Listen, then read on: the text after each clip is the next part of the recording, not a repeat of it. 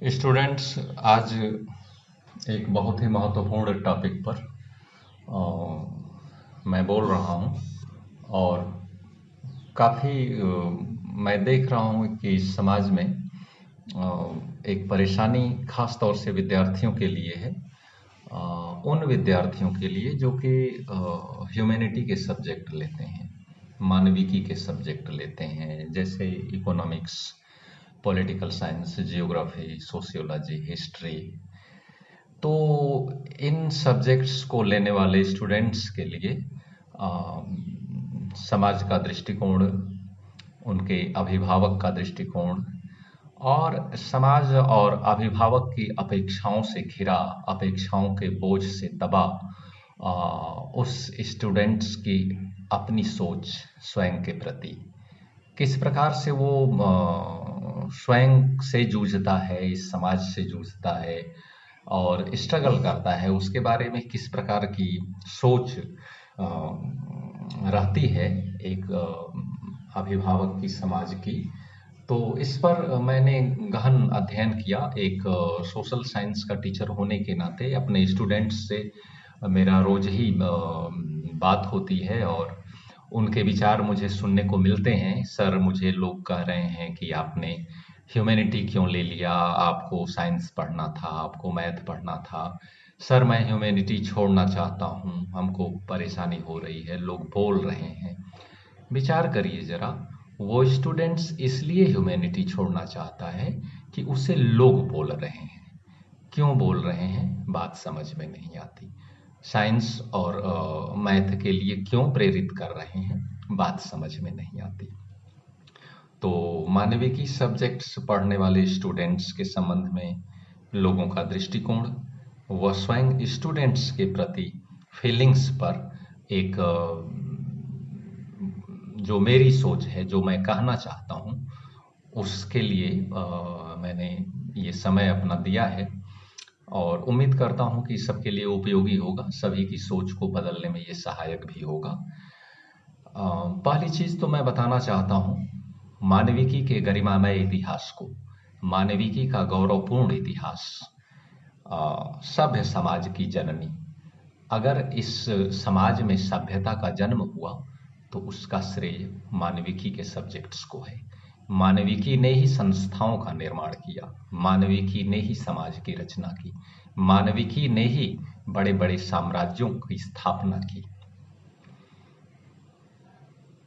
अर्थव्यवस्था व विकास की चमक दमक में मानविकी गरिमामय रूप से खड़ी दिखाई देती है। वो मानविकी ही है जिसने की अट्टालिकाओं को खड़ा किया, जिसने की अर्थव्यवस्था को एक गति दी। मानविकी के कारण ही आप प्लेन में उड़ते हो, मानविकी के कारण ही अर्थव्यवस्था का विकास है, संस्थाओं का विकास है, सभ्यताओं का विकास है। अंतरराष्ट्रवाद या ग्लोबल वर्ल्ड या एक दूसरे से जुड़ने की जो चाह है, जिसे हम मानवतावाद के रूप में भी परिभाषित कर सकते हैं, वो सब चीजें मानविकी से ही उदित हुई हैं, मानविकी से ही उनका उदय हुआ है। सामाजिक कुरीतियां हों, सामाजिक बुराइयां हों, समाज में बढ़ता किसी प्रकार का असंतोष हो, उससे उससे दो चार होने की अगर कुवत है, उससे दो चार होने की अगर क्षमता है, उससे दो चार होने की अगर इच्छा है, तो मानविकी सब्जेक्ट्स वालों के पास है। मानविकी ही लड़ती है उनसे। महान साहित्यों की रचना का स्रोत भी मानविकी है। मानविकी ही वो संवेदना प्रदान करती है जहां से कि साहित्यों का सृजन होता है। दुनिया के महान ग्रंथ, महान साहित्य, संगीत, कलाएं मानविकी से ही उनका उदय होता है। और अंतिम चीज ये है, मानविकी के गरिमामय स्वरूप के संबंध में मानविकी शाही सब्जेक्ट के रूप में आसीन है। मानविकी पढ़ने वाला, मानविकी का अध्ययन करने वाला स्वामी के रूप में प्रतिष्ठित होता है और वो सतत स्वामी के पद पर बना रहता है। स्वामी के पद पर वो जाए न जाए वो अलग बात है, किंतु उसके अंदर स्वामित्व की भावना जरूर होती है, वो अपने को सुपीरियर जरूर समझ सकता है।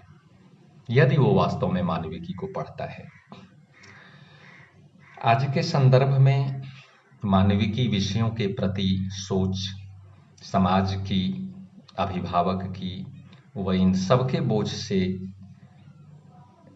बोझ के तले दबे स्टूडेंट्स की, विद्यार्थी की सोच क्या है? जरा विचार करिए। एक अभिभावक, एक जो गार्जियन है, माता पिता हैं, बच्चे को स्कूल क्यों भेजते हैं भाई? क्या इसलिए कि बच्चा पढ़ करके पैसा कमाएगा, या इसलिए कि हमारे बच्चे में गलत सही, उचित अनुचित, भला बुरा के बीच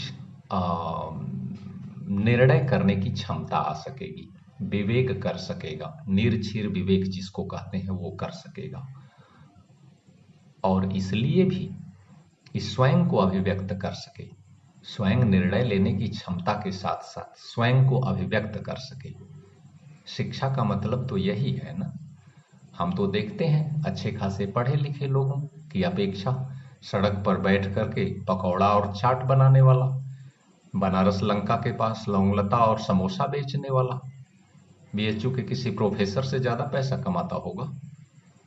क्या आप चाहते हैं बीएचयू के प्रोफेसर बनने की अपेक्षा लौंगलता और चाट की दुकान लगाना? पैसा कमाना उद्देश्य है, अधिक पैसा है इन क्षेत्रों में। सरस्वती का पुजारी पैसा के बारे में शायद ना सोचे। पैसा तो आएगा, वो एक अलग पहलू है। मानविकी सब्जेक्ट्स की चमक दमक को महसूस करिए। मानविकी सब्जेक्ट्स आज के समय में, अगर आपको सिविल सर्विसेज में जाना है तो आप बगैर मानविकी सब्जेक्ट्स को पढ़े नहीं जा सकते। मानविकी सब्जेक्ट्स की भूमिका इतनी महान है।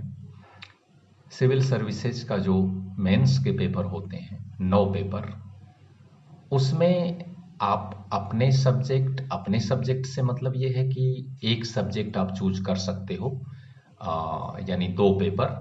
तो एक सब्जेक्ट ठीक है, आपने मान लो रख लिया अपना सब्जेक्ट, साइंस का सब्जेक्ट रख लिया, मैथ रख लिया, इंजीनियरिंग का सब्जेक्ट रख लिया, मगर जरा 7 पेपर्स के बारे में सोच लीजिए। 7 पेपर्स क्या हैं? निबंध, जनरल हिंदी, जनरल इंग्लिश, और 4 पेपर जनरल स्टडी, सामान्य अध्ययन। सामान्य अध्ययन में क्या? Political, economics, geography, international, environment, art and culture, ये सारी चीजें।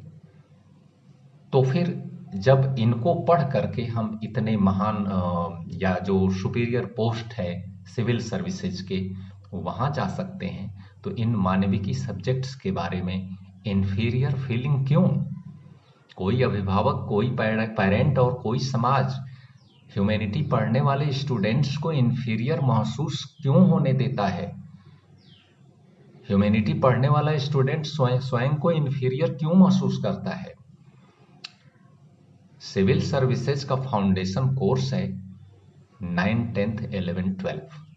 9, 10th, 11, 12 के स्तर पर यदि आपने सोशल साइंस बेहतर तरीके से पढ़ा तो ग्रेजुएशन, पोस्ट ग्रेजुएशन करते करते आप सिविल सर्विसेज के लिए तैयार हैं।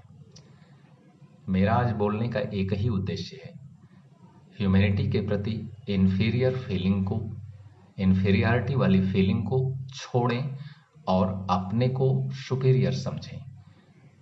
ह्यूमैनिटी का सब्जेक्ट आपको काफ़ी ऊंचाई प्रदान कर सकता है, आपके कैरियर को बना सकता है, आगे बढ़ा सकता है। शर्त इतनी है कि प्रेम और लगन से ह्यूमैनिटी के सब्जेक्ट को पढ़ें और पढ़ना सीखें। धन्यवाद।